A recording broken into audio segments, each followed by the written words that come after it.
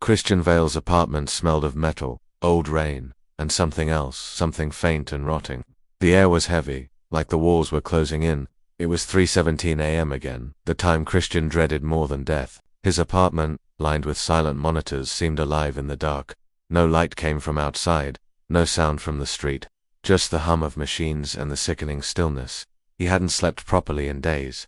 The ringing had begun last week, but tonight, the phone call wasn't on his cell phone. It was on the disconnected rotary landline he kept as an antique, unplugged, unpowered, irrelevant. Ring ring. The sound was thick, warped, as if traveling through dimensions. He stared at the receiver, refusing to move. Then he picked it up. Static. Then a whisper. Christian, we're not done. It was his mother's voice, soft, hollow. She died in a fire 26 years ago. His legs buckled, and he dropped. The phone. On the wall, one of his monitors flashed a new file named May 17, Rachel Collins status. Accepted. He didn't know Rachel, but he was going to find her. May Collins stood in the echoing aisles of the public library, where she worked late nights cataloging archives no one read. Her sister Rachel had vanished 3 years ago. Everyone assumed suicide. Only May believed otherwise. Something had called her the night Rachel disappeared. A number that didn't exist. A voice that said only, "She's with us now." That same number had called again yesterday. She hadn't answered now. The landline in the reference desk began to ring. Ring ring ring, but the phone had been cut off from service.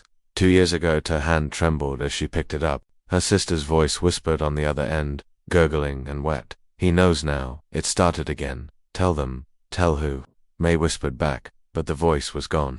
The line went dead. She turned around and saw something written on the glass of the librarian's office in condensation. "Ander knows." Ander West was live streaming in an abandoned mental asylum on the outskirts of the city. His followers loved his cursed urban legends series. He didn't believe in ghosts until last night. A blocked number had called him during his stream. All the lights cut out. A voice whispered, "You've already opened one door." He thought it was a prank, until his editor, Rachel Collins, turned up missing that same night. Now, as he reached the 3rd floor of the asylum, the old nurse's station phone rusted. No dial tone began to ring. His live stream glitched. Ring ring, he answered. It shouldn't be here. The 7th door must stay shut. He ran. Sachin Rowe stood before a cracked mirror in a basement filled with old radios.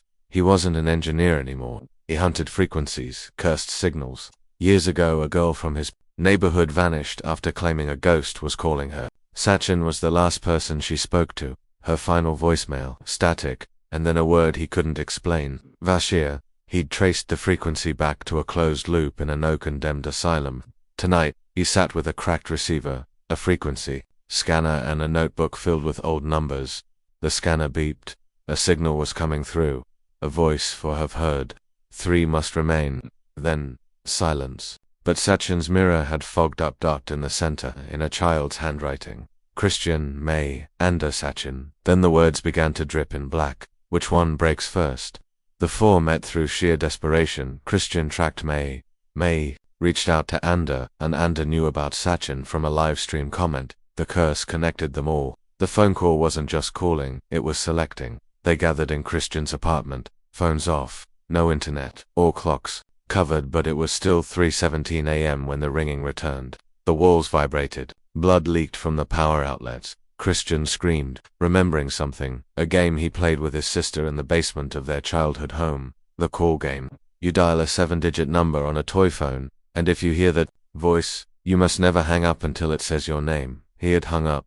His sister never woke up the next day. "It's a children's curse," Christian said, shaking. "It spreads through sound, a pattern, an algorithm of death." Sachin began scanning frequencies. Ander noticed the monitors. They were blinking in a loop. Christian opened the new file. It now read, "All 4 accepted. The final call awaits." Then they heard it. Ring ring ring ring. One phone. One choice. Someone had to answer. May stepped forward. "It was my sister who disappeared first. I'll take the call." But Sachin stopped her. "No.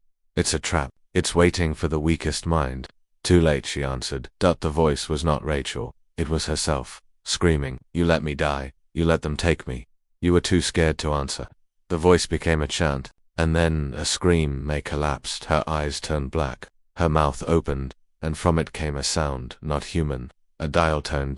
She became the new conduit. They tried to run, only Christian and Sachin escaped the apartment. Anda had tried to break the landline, it exploded. His body vanished. No remains were ever found. May's body was never recovered either. Sachin decoded the final message from the signal. Once for answer, one becomes the call. One is taken, one remains cursed, and one forgets. Christian woke up the next morning in his old childhood home. No memory of the night before. The house was intact. His mother alive. The fire never happened. But every night at 3:17 a.m. he hears a ring in his dreams.